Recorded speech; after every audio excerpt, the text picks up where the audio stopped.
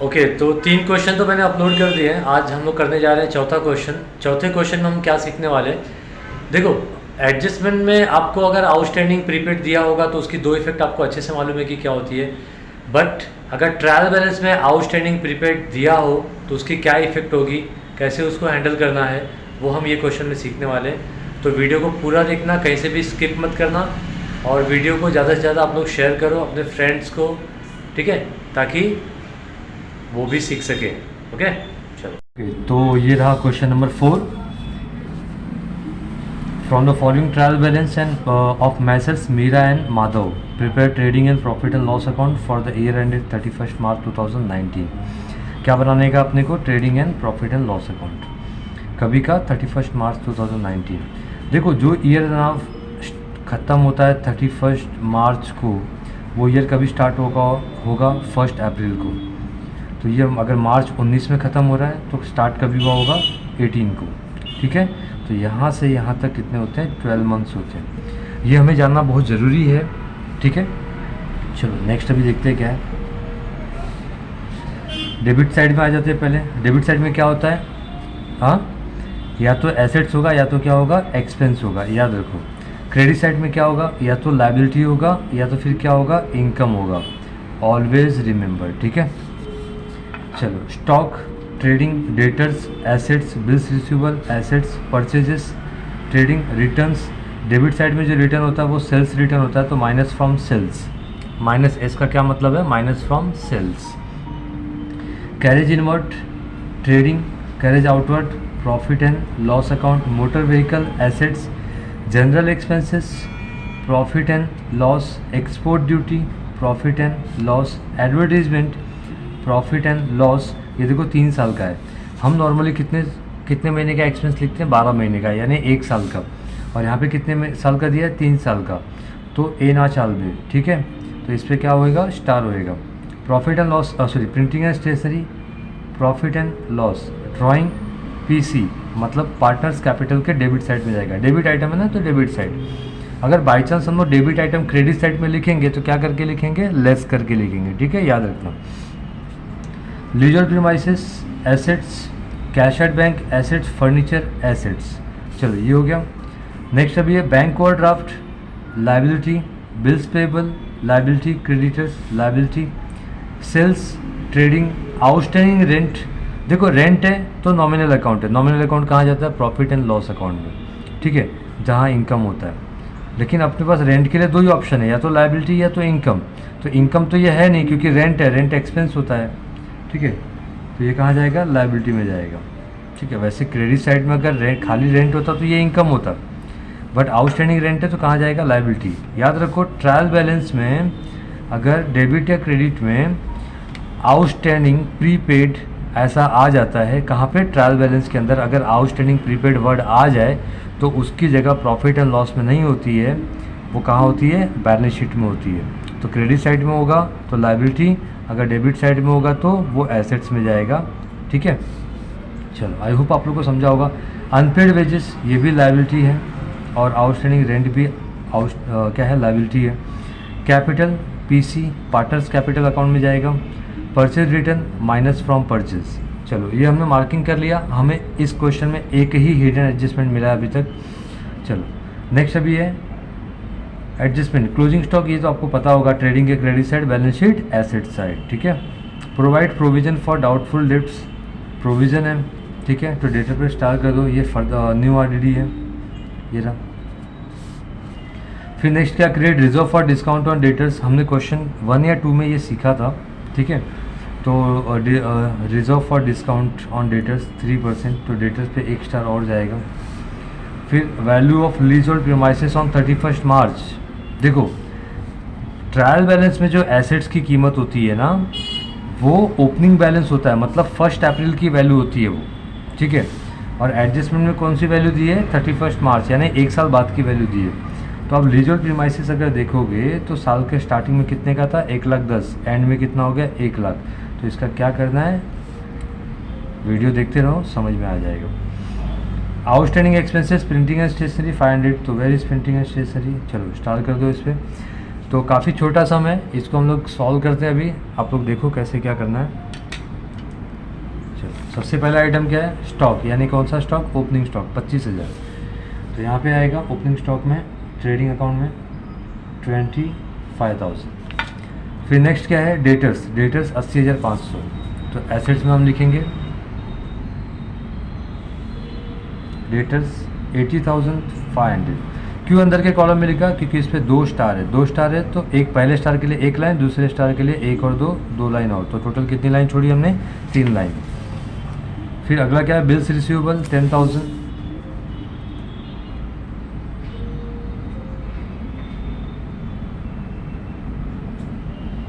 इस पे कोई भी स्टार नहीं है तो ये आउटर कॉलम में आएगा। परचेजेस 2,08,500। तो ये रहा परचेज 2,08,500। नेक्स्ट है रिटर्न्स, डेबिट साइड में जो रिटर्न होता है वो क्या होता है, सेल्स रिटर्न होता है। तो इसको देखो, डेबिट आइटम मैंने क्या बोला था, कहाँ लिखना चाहिए अपने को, डेबिट साइड में। जैसे ये परचेज था हमने डेबिट साइड में लिखा, बट ये जो सेल्स रिटर्न है इसको हम कहाँ लिखेंगे, क्रेडिट साइड में। तो क्रेडिट साइड में लिखना है तो मैंने क्या बोला, लेस करके लिखने का। ठीक है, बातों पे ध्यान दो तो समझ में आने लगेगा। 1,000। नेक्स्ट अभी क्या, carriage inward trading,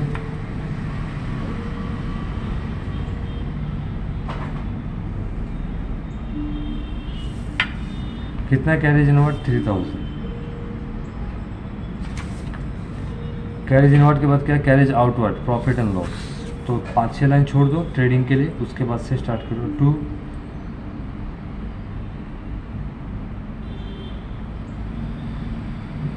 carriage outward, carriage outward का अमाउंट है 4,500 और इस पर कोई भी स्टार नहीं है। फिर नेक्स्ट है motor vehicle, motor vehicle assets होगा तो एसेट्स में लिखेंगे हम लोग, इसका अमाउंट है 55,000। नेक्स्ट है अभी general expenses 1,800।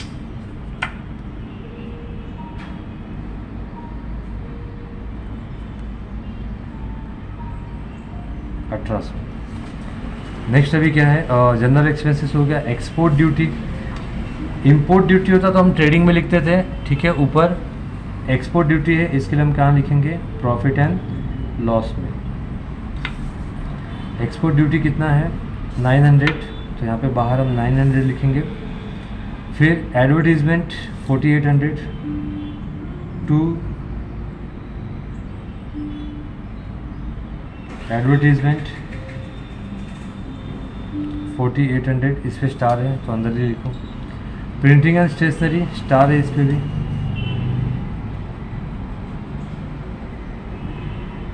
Printing and stationery कितना अमाउंट है, 1,200, अंदर के कॉलम में लिखेंगे। ड्राइंग है तो हम लोग पार्टनर्स कैपिटल में लिखेंगे।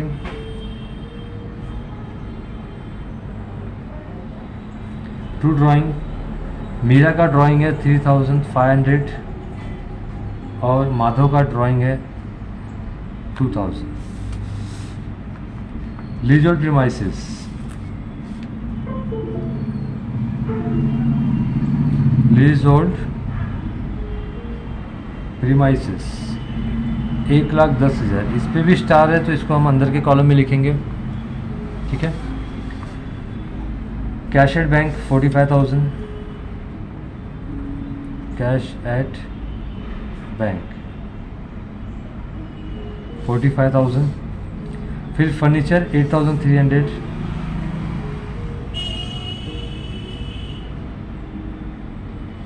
फर्नीचर 8,300। चलो हमने डेबिट साइड की पूरी पोस्टिंग कर दी। आप लोग देखोगे तो डेबिट साइड का आइटम हमने कहाँ लिखा हुआ है, या तो हमने डेबिट में लिखा हुआ है पूरा, या तो कहाँ लिखा हुआ है, एसेट्स में। एक ही आइटम हमने कहाँ लिखा है, क्रेडिट में, वो भी क्या करके लिखा है, लेस करके लिखा है। ठीक है, चलो नेक्स्ट अभी क्रेडिट साइड में आ जाते हैं। बैंक ओवरड्राफ्ट, यानी ये लायबिलिटी है, पार्टनर्स कैपिटल के नीचे 2-3 लाइन छोड़ दो, उसके बाद लिखो बैंक ओवरड्राफ्ट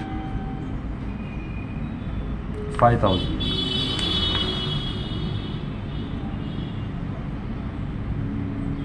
बिल्स पेएबल 12,500।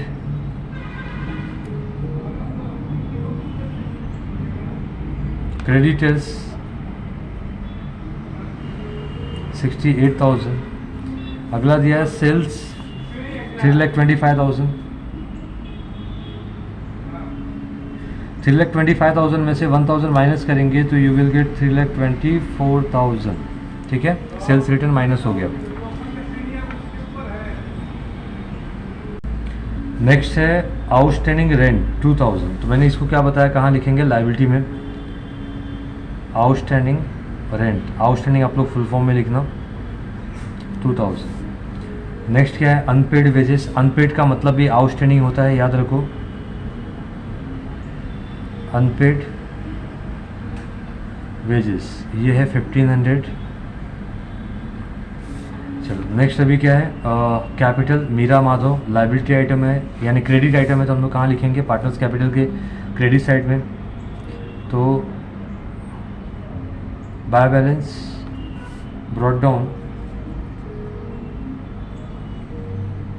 75,000। फिर क्या है, परचेज रिटर्न। तो परचेज रिटर्न हम लोग क्या करेंगे, परचेज में से माइनस करेंगे। तो ये रहा परचेज,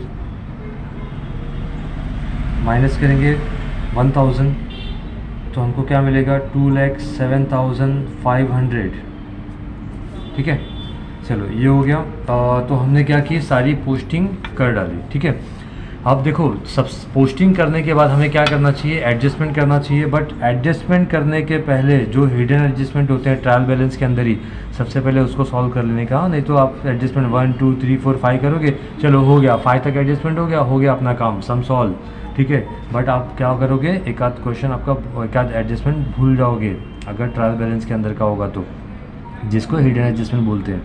ठीक है, तो इसके लिए ऑलवेज रिमेंबर, ये एडजस्टमेंट सॉल्व करने के पहले आप हिडन एडजस्टमेंट जो ट्रायल बैलेंस के अंदर होता है उसको सॉल्व करोगे। ठीक है, तो एडवर्टीजमेंट पे आ जाओ, इसको कैसे सॉल्व करेंगे देख लो ध्यान से। देखो एडवर्टीजमेंट कितने साल के लिए, 3 साल के लिए, है ना। तो चलो यहाँ पे लिखेंगे वर्किंग नोट 1 एडवर्टीजमेंट। अब हमारा ईयर कभी स्टार्ट होता है, 1 अप्रैल 2018 को। ख़त्म कभी हो रहा है, 31 मार्च 2019 को, बराबर ना। 31 मार्च 2019 का हम लोग क्या कर रहे हैं, बैलेंस शीट बना रहे हैं, इसलिए मैंने जानबूझ के पहले ही बता दिया। यहाँ से यहाँ होता है 12 मंथ्स, मतलब कुछ भी करके हमें 1 अप्रैल से लेके 31 मार्च तक के ही खर्चे लिखने हैं, यानी ये डेडलाइन है यहाँ, इसके बाद के खर्चे हमें नहीं लिखने हैं। अब हमने एडवर्टीजमेंट की पॉलिसी कभी ली, हाँ 1 अक्टूबर 2018 को। तो अगर 1 अप्रैल से लेके 31 मार्च 12 महीना होता है, तो 1 अक्टूबर 2018 से लेके 31 मार्च कितना महीना होएगा, 6 महीना। अगर काउंट करोगे ना अक्टूबर से लेके मार्च 1 तारीख से लेके, तो ये कितना महीना आएगा, 6 महीना आएगा। तो मतलब हमें एक्सपेंस कितने महीने का लिखना है, खाली 6 महीने का ही लिखना है। और हमने एडवर्टीजमेंट कितने महीने का पे किया है, 36 मंथ्स का पे किया है। चलो देखो 4800 जो हमने पे किया है ये 3 साल के लिए। 3 साल में कितने महीने होते हैं, 6 महीने होते हैं, सॉरी 36 महीने होते हैं। ठीक है, बट हमें कितने महीने का एक्सपेंस लेना है, खाली 6 महीने का लेना है, 1 अक्टूबर से लेकर 31 मार्च तक। इसको सॉल्व कर लेते हैं। 6 1 जा 6 6 जा 36, 6 8 जा 48, ये 2 0 यहाँ पे ऐड हो जाएगा, 800 होगा। 800 इंटू 1 क्या होगा, 800। मतलब हमारा 6 महीने का एडवर्टीजमेंट का खर्चा कितना आ रहा है, 800 आ रहा है। और हमने कितना लिखा हुआ है यहाँ पे, 4800। तो हम पहले 800 अपना खर्चा लिख देंगे। तो 4800 में से 800 अगर बाहर आया तो कितना माइनस करोगे, 4000। ठीक है, तो 4000 आप माइनस करोगे तब जाके होगा ना 800। तो जब भी हम लोग एक्सपेंस में से लेस करते हैं तो वो क्या होता है, प्रीपेड। तो इसको क्या बोलेंगे, प्रीपेड एडवर्टीजमेंट। तो ये कहाँ था, डेबिट में था। डेबिट एक्सपेंस, एडवर्टीजमेंट क्या होता है, एक्सपेंस होता है। एक्सपेंस क्या हो गया, 4800 से 800 हो गया, एक्सपेंस कम हो गया। अच्छी बात, अच्छी बात कहाँ लिखते हैं, एसेट्स में। तो यहाँ पे क्या लिखोगे,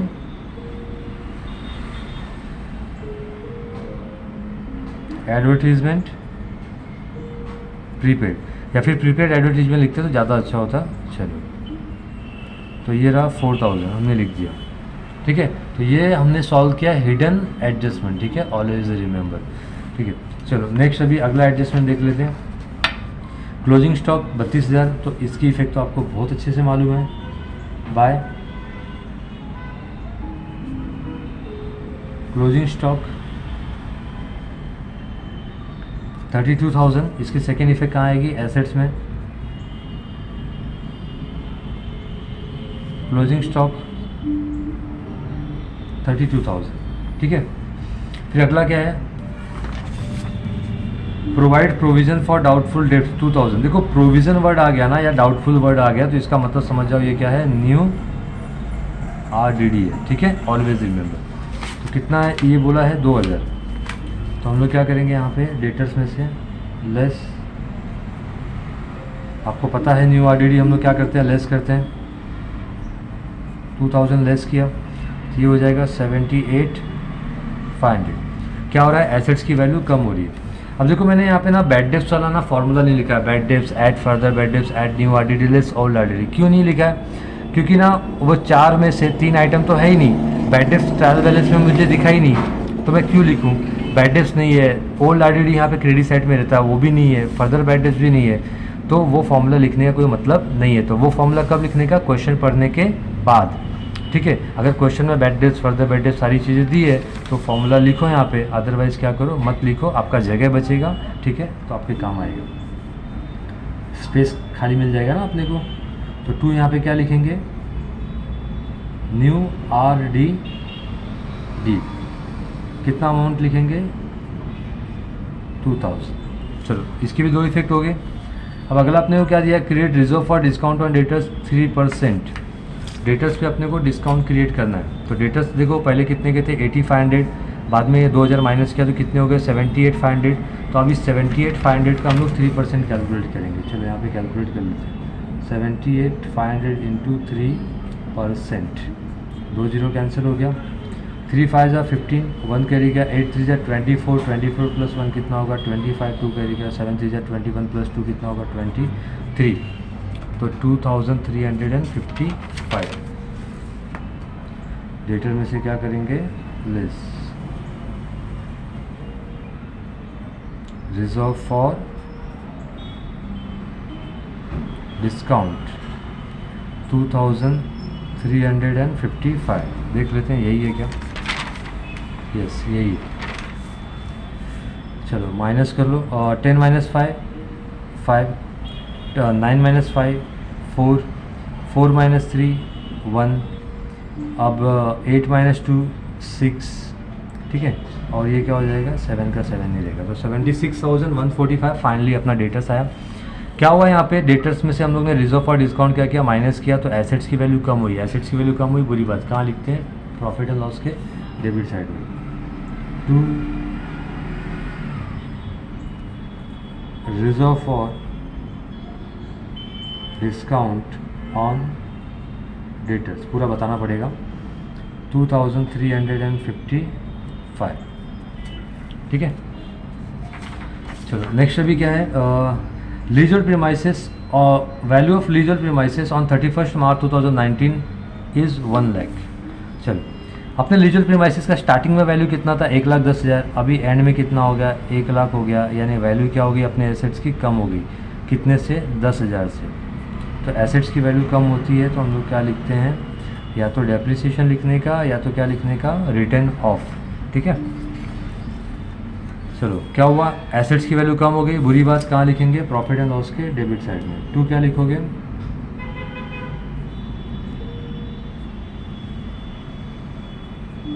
डेप्रिसिएशन ऑन लीजहोल्ड प्रीमाइसेस कितना है? 10,000, ओके। नेक्स्ट अभी क्या है? ये हो गया। Outstanding expenses printing and stationery 500। कहाँ है प्रिंटिंग एंड स्टेशनरी? ये रहा। आउटस्टैंडिंग ऑलवेज क्या करते हैं? आपको पता होगा, ऐड करते हैं। तो आउटस्टैंडिंग प्रिंटिंग एंड स्टेशनरी, आप लोग फुल फॉर्म यूज़ करोगे ऑलवेज, याद रखो।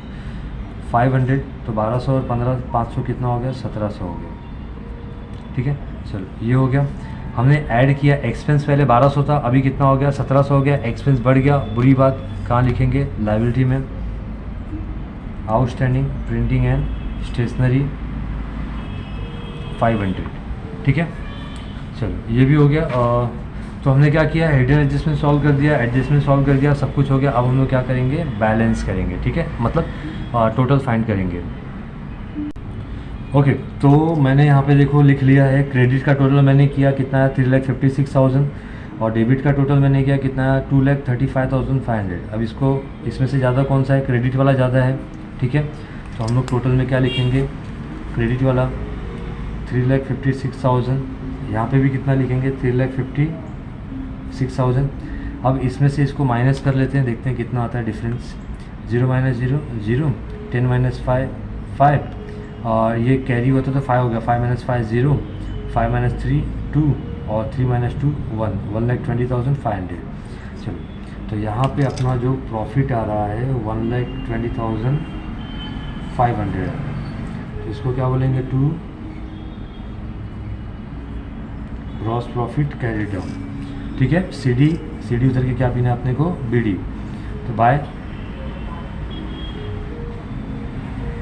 ग्रॉस प्रॉफिट ब्रॉट डाउन 1,20,500, ठीक है। चलो, ये हमने ग्रॉस प्रॉफिट निकाल लिया। अब हम लोग फाइंड आउट करने गए नेट प्रॉफिट या नेट लॉस। चलो, क्रेडिट साइड में एक ही आइटम है तो अपना क्रेडिट साइड का टोटल कितना होगा 1,20,500, ठीक है। डेबिट साइड का टोटल ले लेते हैं 0,0,0,0,5, फिर 10 पे आ जाओ 5, फिर 100 पे आ जाओ, 8 और 5 13, 13 9 22, 22 8 30, 30 और 7 37, 40, 40 का 0, 4 कैरी किया। अभी किस पे 1000 पे आएंगे, 4 और 4 8, 1 9, 9 1 10, 10 और 4 14, 1 कैरी किया, 1 और 1 2, ठीक है। तो 24,055 ये डेबिट का टोटल है। माइनस कर लेते हैं, 10 - 5 5, 9 - 5 4, 4 - 0 4। अब ये हो गया 10 - 4 6, ये 11 हो जाएगा, 11 - 2 9, 96,445। यस, टैली हो रहा है अपना, मतलब बुक के साथ मैच हो रहा है। तो यहाँ पे क्या लिखेंगे 1,20,500, यहाँ पे भी लिखेंगे 1,20,500। डिफरेंस आ रहा है 96,445। तो यहाँ पे क्या लिखोगे, to partners capital account bracket में नेट प्रॉफिट। पार्टनर्स कौन है, मीरा, माधव, ठीक है। देखो, पूरे क्वेश्चन में हमने पढ़ डाले, पूरे क्वेश्चन में कहीं पे भी अपने को पार्टनर्स का प्रॉफिट शेयरिंग रेशियो नहीं दिया हुआ है। तो पार्टनर्स का अगर प्रॉफिट शेयरिंग रेशियो नहीं दिया हुआ है तो याद रखो इक्वल होगा। क्या होगा, पार्टनर्स का PSR क्या होगा, इक्वल होगा, ठीक है। कितना प्रॉफिट हुआ उनको हम क्या करेंगे, इक्वली डिस्ट्रीब्यूट करेंगे। तो 96,455 ये क्या है, प्रॉफिट है, 445 सॉरी 96,445। दो पार्टनर है तो 2 से इसको डिवाइड करेंगे। तो 2 4 जा 8, 1 कैरी का 16 हो जाएगा, 2 8 जा 16, 2 2 जा 4, 2 2 जा 4, 2 2 जा 4.5। आप डिवाइड करोगे तो 48,022.5, 48,000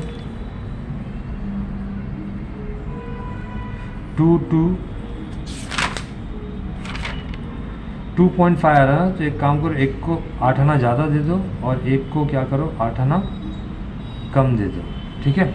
तो इस तरह से क्या हो गया, डिस्ट्रीब्यूट हो गया। तो ये हमने कहाँ पे डिस्ट्रीब्यूट किया, डेबिट साइड में। इसकी सेकेंड इफेक्ट कहाँ आएगी, पार्टनर्स कैपिटल के क्रेडिट साइड में, बाय नेट प्रॉफिट 48,223, 48,222। एक बार ऐड करके देख लेते हैं हमने सही किया है क्या। 3 और 2 5, 2 और 2 4, 2 और 2 4, 8 और 8 16, 1 कैरी किया, 4 और 4 8 और 1 9 बराबर। चलो अभी इसको टैली कर लेते हैं हम लोग। 223, 8 और 5 13, 7 4 11 और 1 12, तो 1,23,223 आ रहा है। यहाँ पे 222, 8 और 5 13, 1 कैरी गया, 7 और 5 12, तो 1,23,222। यहाँ पे भी लिखेंगे 1,23,223, 1,23,222। इसमें से 3,500 माइनस करना अपने को, और यहाँ से 2,000, तो 2,000 तो इजीली माइनस हो जाएगा, और एक हो जाएगा 1,21,222 हो जाएगा, ठीक है। और यहाँ पे ये 2 0 है, यहाँ पे 23 है, तो 23 लिख लो पहले। ये 5 है और ये क्या है 2 है, तो 5 और 7 कितना होता है 12, एक कैरी क्या 3 और 1 4, 4 और 9 कितना होगा 13, एक कैरी क्या 1 और 1 2 का 2, और ये लैग पे 1। चलो आप लोग को क्या करना है, ये 1,23,223 लिख के 3,500 आपको माइनस करना है सिंपली एकदम, ठीक है। इधर क्या लिखेंगे, to balance carried down. Totalling आप लोग सीखो, हाँ टोटलिंग बहुत इंपॉर्टेंट है, ठीक है। इससे आपका कैपेसिटी आपका अच्छा होएगा, मतलब कैलकुलेशन वगैरह अच्छा हो जाएगा, कंसंट्रेशन भी क्वेश्चन पे अच्छा हो जाएगा। 1,19,723, 1,21,222, 3 और 2 5, 2 और 2 4, 7 और 2 9, 9 और 1 10, 3 और 1 4 और 2, 2,40,945। ऐड करते हैं 5 4, 9 और 5 14 और 5 19 और 5 24, 2 कैरी गया, 2 और 5 7 और 2 9 8 17 3 20, 20 का 0, 2 कैरी गया, 2 और 4 6, 6 और 1 7, 7 और 6 13, 13, एक कैरी गया, 1 और 2 3, 3,30,445। यस, बुक के साथ, बुक के आंसर के साथ मैच कर रहा है। इधर भी आप ऐड कर लेना, सेम ही आएगा, ठीक है। 3,30,445, तो ये हमारा बैलेंस शीट का टोटल है। टोटल लिख लो यहाँ पे, चलो ठीक है। चैनल को गाइस सब्सक्राइब जरूर करना।